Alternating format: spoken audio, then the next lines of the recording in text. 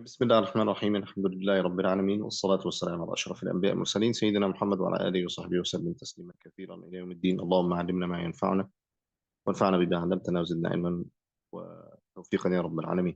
طيب, this is going to be a recording for the session that we did last week, inshallah. Just due to some technical difficulties, we were able to record it properly.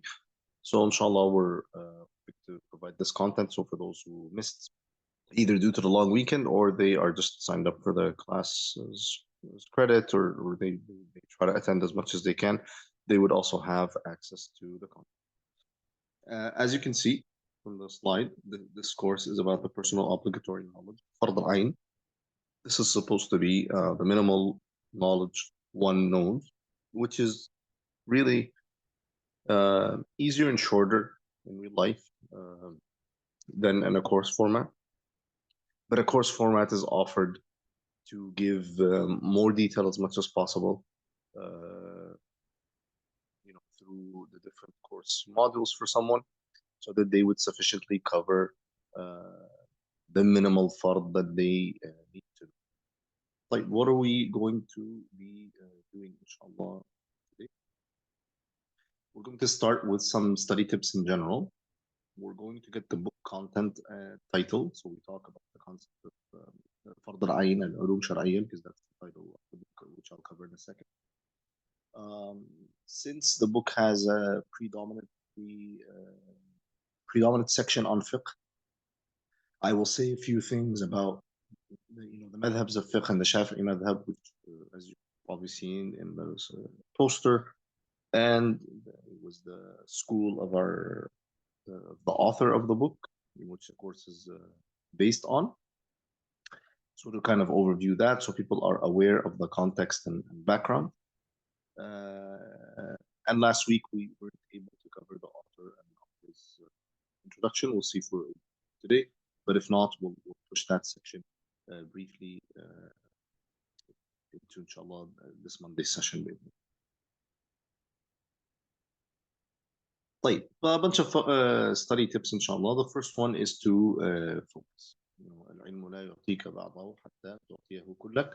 Knowledge isn't able to give you part of it until you give it your all. So if you're attending online,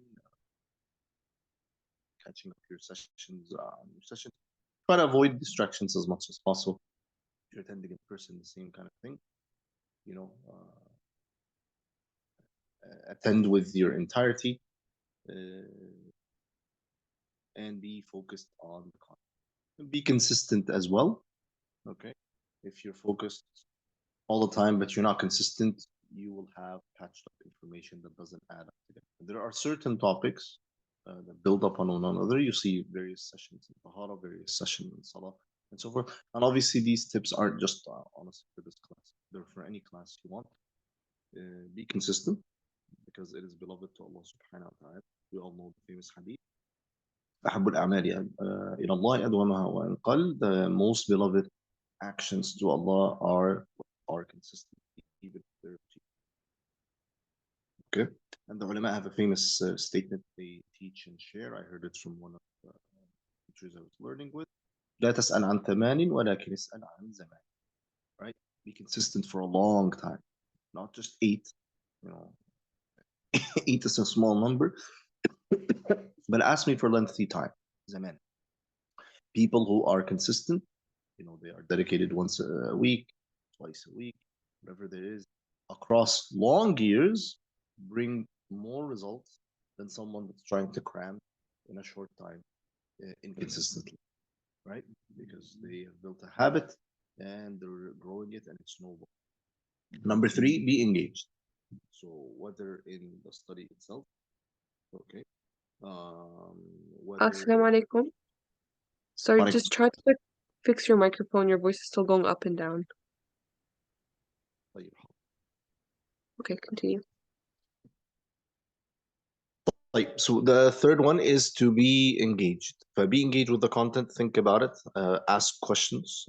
Inshallah, there will be a link provided for questions if you need during the week, questions during the class, if able. right? Or at the end, for example, after the session is done, that's how you kind of consolidate the information. You check it, you make sure that you have it, you make sure you're making the connections, and so on. Okay. So yeah, so these, inshallah, if you do these 3 or 4, as you can see on the slides, inshallah, بإذن ta'ala, the content will be more. The book title is called الدرر البهية فيما يلزم المكلف من العلوم الشرعية. Okay, and the words that we are looking for here are ما يلزم and المكلف and العلوم الشرعية. As you can see on the top, the شرعي sciences, personal obligatory, and the morally responsible. Okay, he titled it like that to show that this is a text that is for everyone. Okay, he might have written other texts for other people, but this is a text that he will cover the personal mandatory from the Shara'i sciences. That is for every morally responsible person. Every morally responsible person, anyone that has reached 15 years of age, 18 years of age, we're talking about lunar calendar, right? Or has had the physical signs of that show like puberty, menses, and has received the message, right? And they have sound senses for them to receive a message and knowledge. This is the kind of person. This knowledge cannot just not be known, right? Because he's not going to talk about all of the ulum al-shara'i. He's going to basically talk about, we'll see in Hadith Jibreel, the basics of Islam, the basics of Iman, the basics of Ihsan. So the basic beliefs that we hold, basic practices that we need to do, and basic state of the heart that we must show. Okay, that is the personal obligatory minimum of the ulum al-shara'i. So it will not cover things about the Quran, things about the Sunnah, things about history, things. There's a lot of nice subjects that we can learn, but that's not the focus of this book. The book covers the last 5 sections or content that you can see here that I have. These main points. It starts with an introduction and virtues of learning. Okay, it talks about the signs of Iman and the 3 components of Hadith Jibreel. Covers basic beliefs. These 3 points are very short in the beginning. That's kind of like the introductory section and Aqidah section of the course. The bulk of the course is basic worships, so Tahara, Salah, Siyam, Zakah, and Hajj, based on the Shafi'i school. That was the school of the author. That's the one he learned. That's the one he taught, and so forth. And finally, basics of spiritual refinement is a very nice section of the book. It's very condensed, but it's a nice ending to the text, and it covers the minimal needed there as well. Okay. Starts off with Tawbah, gets off into the destructive traits and some of the kaba'ir one has to clear out, and then some of the virtuous actions and virtuous states and virtuous character that one must uphold. طيب, what are the madhabs of fiqh? What's the Shafi'i madhab? Anyway, let's say we're introduced this for the first time, or we've heard about it, but we kind of don't know the context. And hopefully, this is just kind of like a helpful connection to it. For us to know this, we'll know what. First, let's take a step back even further and ask what is deen and how do we learn? How do we learn compared to مثلا what the Sahaba learned? And we might see why the madhabs of law and other subjects. So the deen itself, what is it? If we want to summarize it for someone from a learning perspective, what is it? It can be categorized into 2 main areas: reports that the prophets came with, the Prophet ﷺ came with, okay, and certain actions we were asked to do, right? إنا أرسلنا نوحا إلى قومه أن أنذر قومك من قبل أن يأتيهم عذاب أليم قال يا قوم إني لكم نذير مبين أن اعبدوا الله واتقوه وأطيعون, right? إني لكم نذير مبين. I am a clear warner to you. He brings to them reports. There's يوم القيامة, prepare for it. That's reports, right? أن اتقوا الله وأطيعون, right? Be righteous, be mindful of Allah, and follow me. Follow my orders. Why are they following his orders and and any instructions he gives them as a prophet, because he's relaying to them what Allah subhanahu wa ta'ala has ordered him to convey. Okay, so we have a practical side and we have a side that we must believe. طيب. Okay, how did the Sahaba learn this? Simple. They heard from the Prophet sallallahu alaihi wasallam. They believed what he had to say. They saw his actions. They learned from him directly, practically. They sometimes posed questions to him. Sometimes he corrected them, right? And when they differed in opinion, they raised their issues to him. But they had direct attention, direct access to. We can't learn the same way. So, for example, the Sahaba did not need to learn Hadith as a separate subject, because the speaker of the Hadiths that we would access, for example, in a book or in a course, or we're listening to a reminder and so forth, he's right there, alayhi salatu wassalam. We had to have Hadiths passed on to us and classified and organized and prioritized so that we can learn them. Same thing with the Quran. They interacted directly with him or the Sahaba that he directed them to learn the Quran from. Can we learn the Quran the same way? No. Do we even have the same Arabi that they have for the Quran? Did they need to learn Arabi first and learn Quran like some of us need to do? No. So they had certain subjects that they did not need to learn, right? And they had direct access, which makes their ulum much faster, radiallahu anhu, right? What ended up happening is that subsequent generation started receiving knowledge from the Sahaba. They learned about the Sirah, they learned about Aqa'id, they learned about, Ahkam, rulings, right? They learned also behavior and character and so forth. But when they learned from the Sahaba, right, they were asking, مثلا, can you tell us hadiths that you heard, right? Can I, for example, read the Quran fully to you, right? Is this ruling correct, right? And obviously principles of understanding. So they learned the Quran and the Sunnah as sources. They learned teachings and practice, and they learned also principles of understanding, right? Um, these became, if we categorize them, they became three kind of clusters or themes of main Shara'i sciences that we have, right? Subjects related to the sources of Islam. These are the sciences of Quran and Hadith, the sciences of the Quran and the Sunnah. You sometimes see courses of this in the IDA and others, right? You'll find the 40 Nawawi Hadith, you find مثلا Hadith terminology, you might be Hadith history and so forth, Quran sciences, Tajweed, a tafsir of a certain surah. These are all related to the sciences of the Quran and the Sunnah, right? And we have subjects related to the teachings of Islam itself, basic Islamic beliefs, basic Islamic law, basic Islamic spirituality, basic Islamic akhlaq. These are the matters that we need to do, right? We're accessing the Quran and Sunnah to believe in these matters, to act upon these matters, to know the rulings so that we know how to safeguard our actions and so forth. And we also need subjects related to understanding itself, right? Remember, they did not need to learn Arabic, but other non-Arabs needed maybe to learn Arabic, right? As Arabic grew weaker, there was a need to study Arabic formally and to break up Arabic into subjects that one can learn. All right, and also other understanding related to fiqh itself.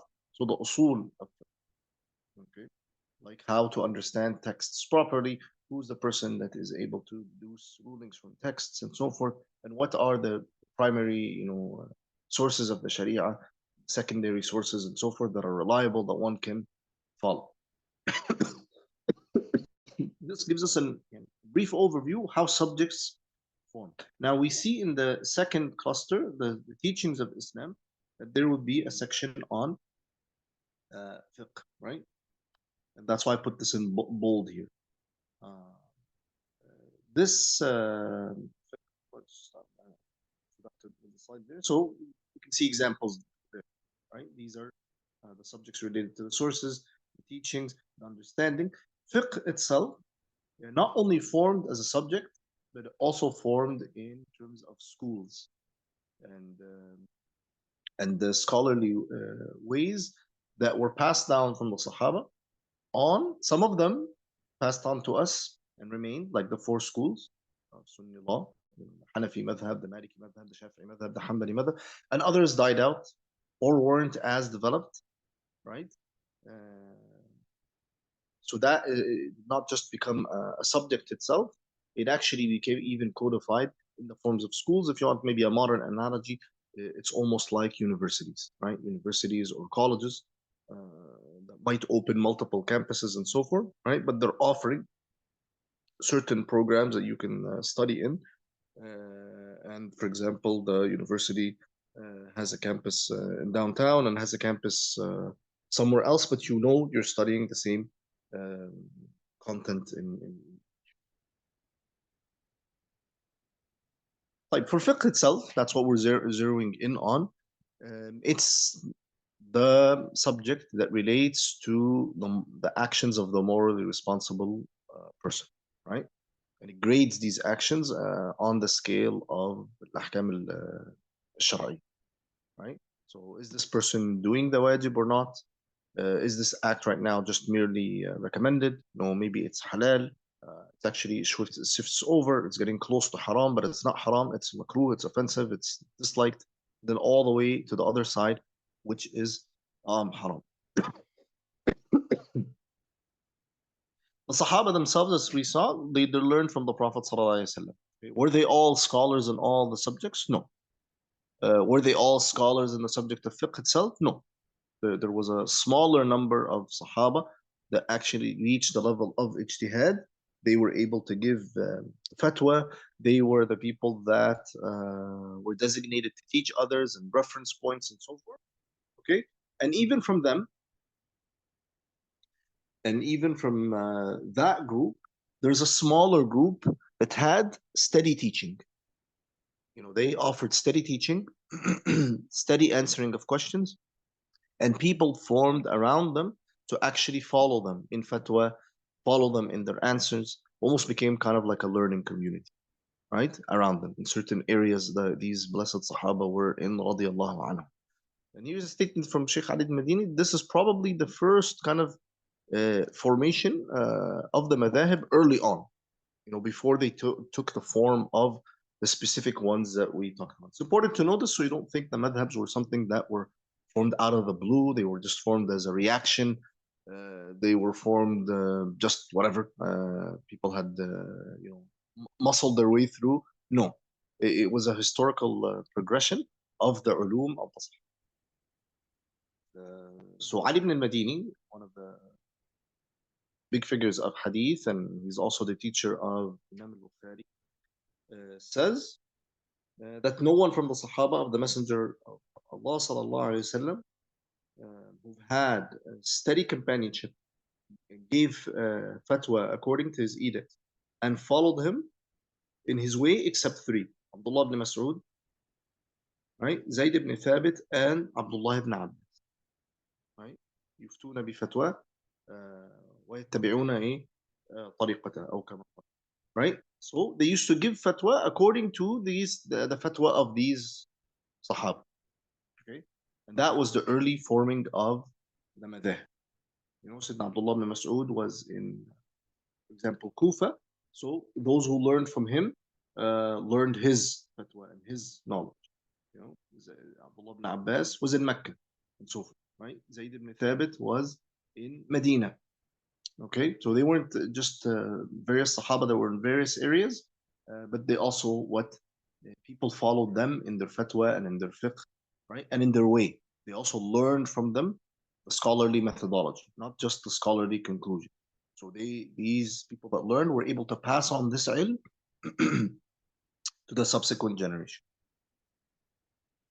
Okay, when this process happened and it continued to happen, right, certain schools of law formed in shape, right? Some of these Sahaba were not just teachers of fiqh, they were teachers in various subjects. Same thing with the scholars of fiqh that we know about. They were mashallah ulama in various areas, but they're probably most famous to us in the area of fiqh and maybe the area of hadith. For example, for the example of Imam Malik and Imam Ahmed. But the reason why these madhahib stayed was probably an anecdotal line attributed to Imam Shafi'i. When he went to Egypt, he said, الليث أفقه من مالك ولكن ضيعه تلاميذ. Right? Layth ibn Sa'd, one of the scholars he saw in Egypt, he said he's more knowledgeable in fiqh than Imam Malik. And Imam Malik was someone he held in high regard. He would even say about him, إذا ذكر العلماء فمالك النجم. Right? If the ulama are mentioned, Imam Malik is considered, the standout star between them. But he saw someone that might have had more knowledge than his own teacher, right?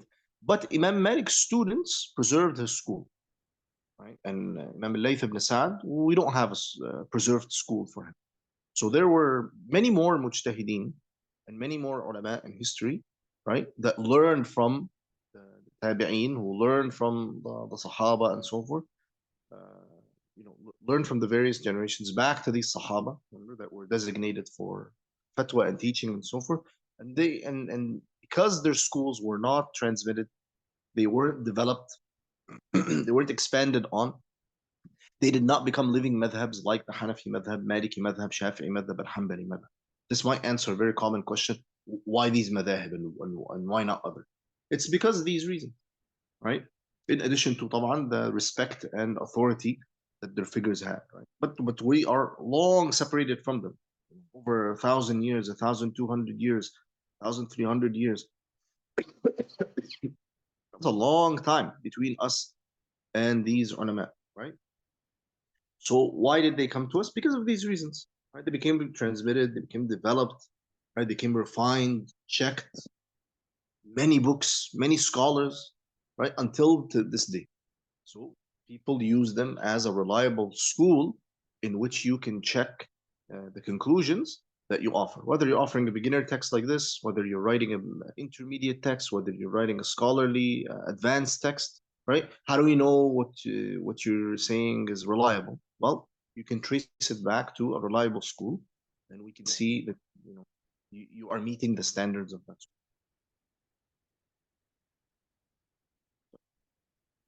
Then out of these four, the madhab of the author, and the background for the course of this course is Imam Shafi'i. So let's take out of further historical context, but also out of further gratitude, thanking Allah Subhanahu wa Taala, and we sending our du'as of mercy and elevation for the the sheikh that wrote this book. Allah, like I said, which is info, inshallah, will be offered. But also, let's go to the pioneer of that method, the Shafi'i method, and say a few things about him. His name is Muhammad ibn Idris al-Shafi'i. He was born in Gaza. May Allah subhanahu wa ta'ala elevate them from their hardship and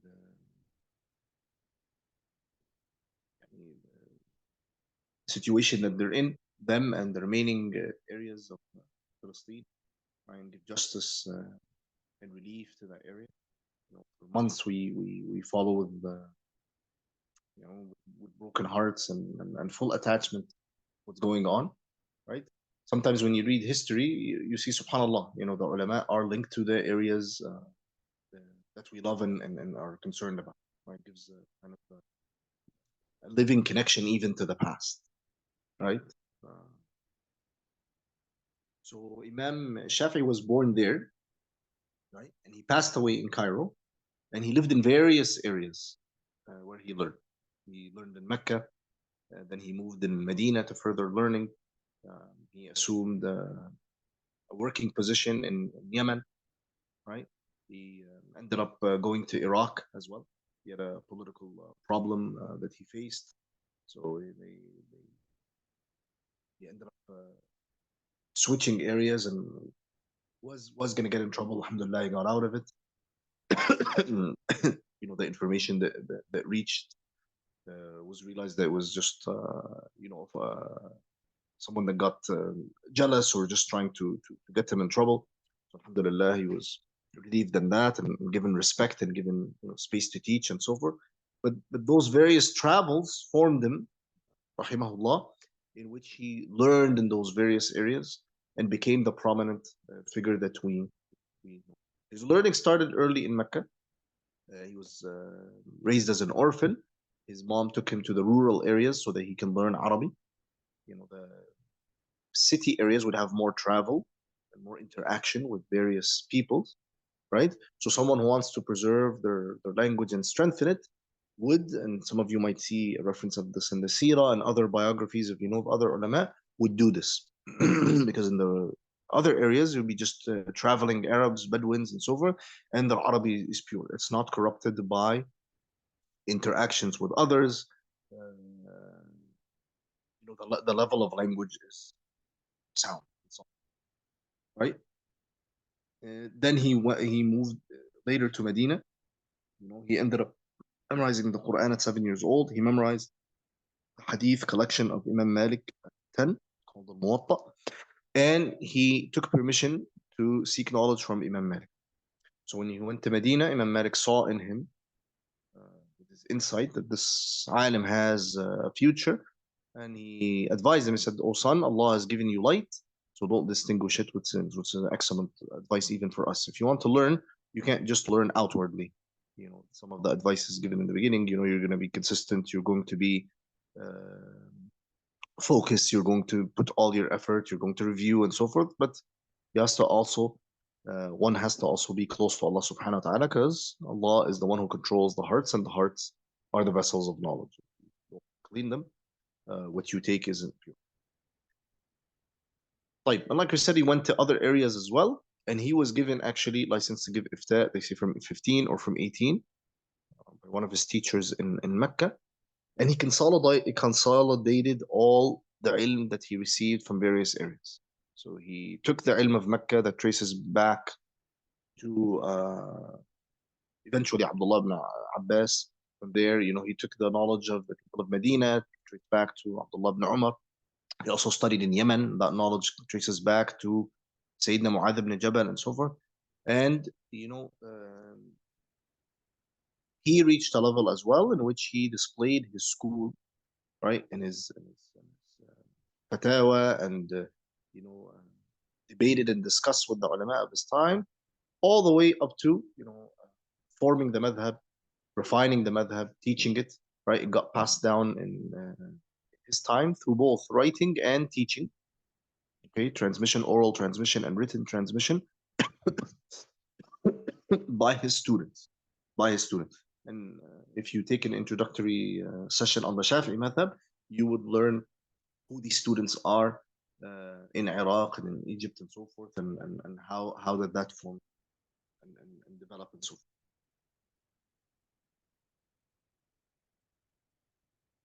Okay. Like he was also, and on top of all of that, right? He was also very eloquent. He's considered poet. You find poetry attributed to him. Maybe on the scale of poets, he doesn't get that high, but from our end, the fact that he was very eloquent in Arabic, scholars of Arabic hold him in high regard. People who read his works would attest to his level of Arabic, and even at his time, one of the great figures of Arabic wanted to authenticate poetry from a specific tribe, and actually did so by reviewing it with Imam Shafi'i, right? Like he left behind books, right, and books that were offered and authored based on his school. Okay, and obviously students. From them, Imam Ahmad, by the way, he's one of the narrators of the school. But there's other more famous ones like Imam al-Muzani and so forth. And they are the ones who taught the school and developed the school and so forth, right? Until the school passed down. From that time till now, there were prominent figures that taught the Shafi'i school and authored the Shafi'i school. And the scholars held certain books in high regard. And some of these books became the standard of either teaching or fatwa until our time. Some of them would be used and reused for those purposes. But then ulama also written wrote and offered shorter works. Right? They wrote obviously scholarly works of the that are lengthy and detailed, but they summarize books that can be used to teach, they can be used to memorize the madhab, and they also offered very small texts that just cover the fard. Right? I already spoke about the teachers and how they relate to various Sahaba in the various areas.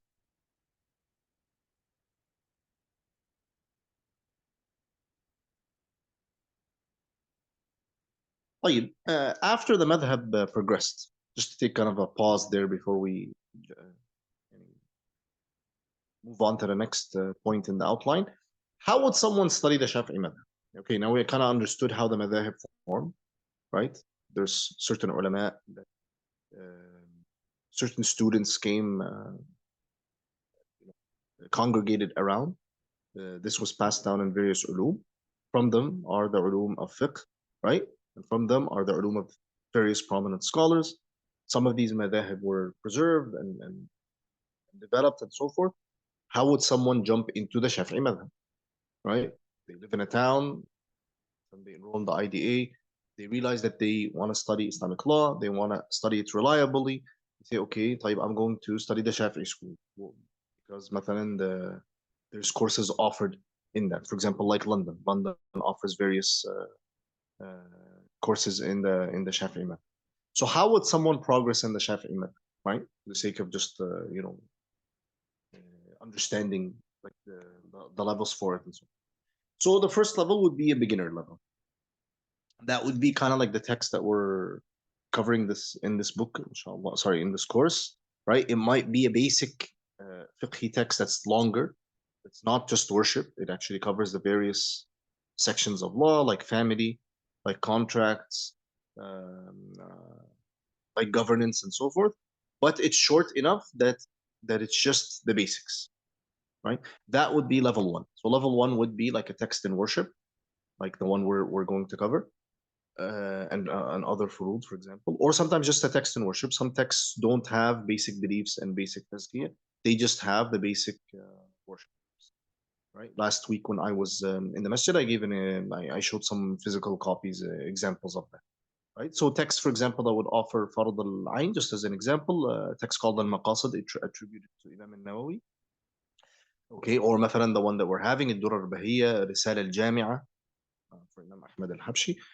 Or مثلا texts that are just in worship, like المقدمة الحضرمية or المختصر اللطيف, both by Imam Bafadl. These are examples of books one can take. Or مختصر أبي شجاع, right? Famous known as متن أبي شجاع or الياقوت النفيس can be, for example, all these books are considered level one texts. Obviously varying in degrees of hardship, but that would be kind of a level one covering of the school. You would get an introduction, you take the basic rulings, you are getting yourself acquainted with fiqh. In the intermediate level, which doesn't have as many resources in English, should be Arabic, one can go into more details, right? Into more details. They can study fiqh again and maybe study ruling the sources of the rulings, right? The evidences, right? Some of the discussions, maybe even or differences within the madhab itself. So as the school formed and the books were written and so forth, what were some of the documented differences within the madhab itself upon some of the cases or some of the rulings and so forth. That would be information overload in level one, but that would be suitable to be introduced in level two, right? And there are books that are studied in that uh, in that level that show the khilaf of the madhab. And then finally would be books that show not just the khilaf, the evidences and so forth, but the discussions and the counter rebuttals against, maybe criticisms or points mentioned and so forth. And even in comparison and detailing of the other madhahib as well, and that would be in large encyclopedic works that are offered in this area. So, for example, Imam al-Nawawi wrote al-Majmu'.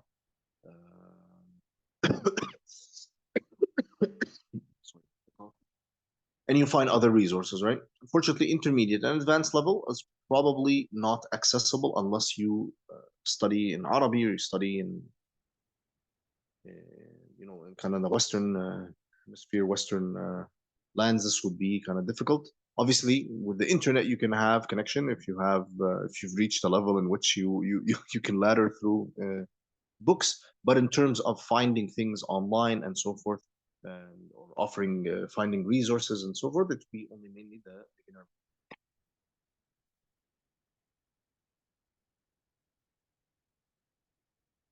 طيب, and someone would also along the way have to study other subjects that I put along there as well. So usul al-fiqh to give the foundations of fiqh that we are studying, right? We need Arabic as well, right? At least at a level that is requisite and needed for fiqh, right? We need also some tafsir and some commentary of hadith, so that when we are studying the evidences and the proofs and so forth, we are able to see why the Shafi'i school arrived at certain conclusions. What were perhaps some of the conclusions in the other schools? Why? What's the linguistic or usuli reason for so forth, right? So you understand the terms of the ulum, you understand the content of the ulum, you see how those ulum are linked to the sources and so forth, and the details around them, right? Fiqh maxims come, القواعد الفقهية come handy, especially when someone has studied fiqh a bit, because they're able to remember a lot of rulings and a lot of details by referring back to specific maxims, right? Like that matters are by their aims. الأمور بمقاصدها. That links it to intention and links intention to its various applications within, for example, contracts, within getting married, within worship, right, and so forth.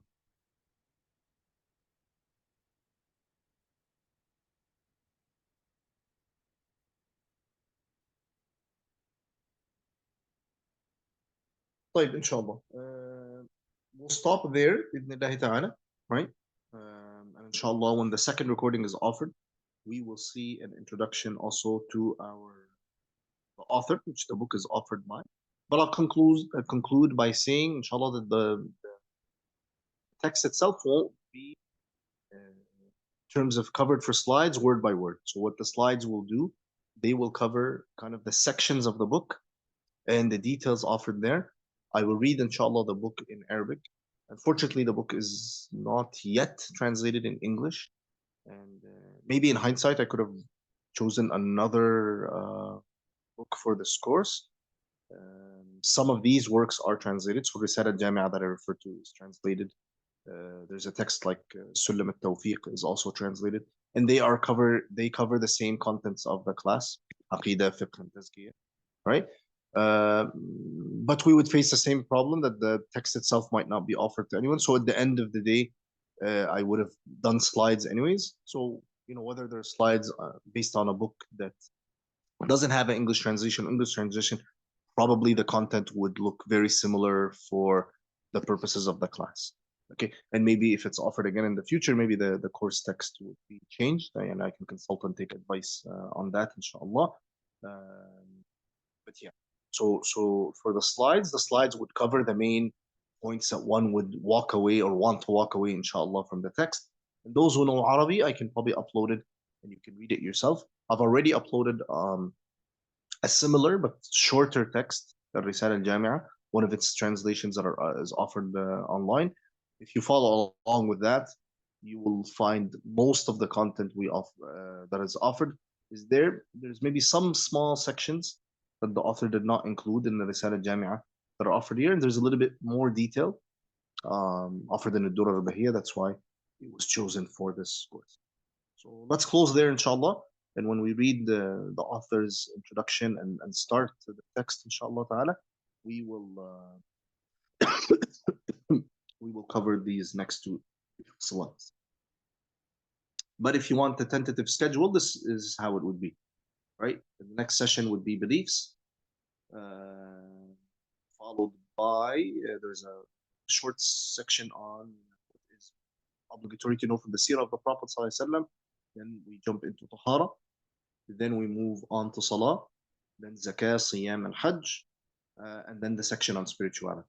The focus of the course is to master and understand the basic beliefs, right? Really focus on the worships that we take and we do daily, okay, and weekly, right? And some of the other worships like zakah, siyam, and hajj, which are annual or once in a lifetime, they will also be covered, but not in detail. So maybe there's a future course, or maybe they're covered better in Abi Shuja', you can take them there, right? But they will be covered at least so someone knows their basics, right? And they study them later. It would not be the first go at these subjects.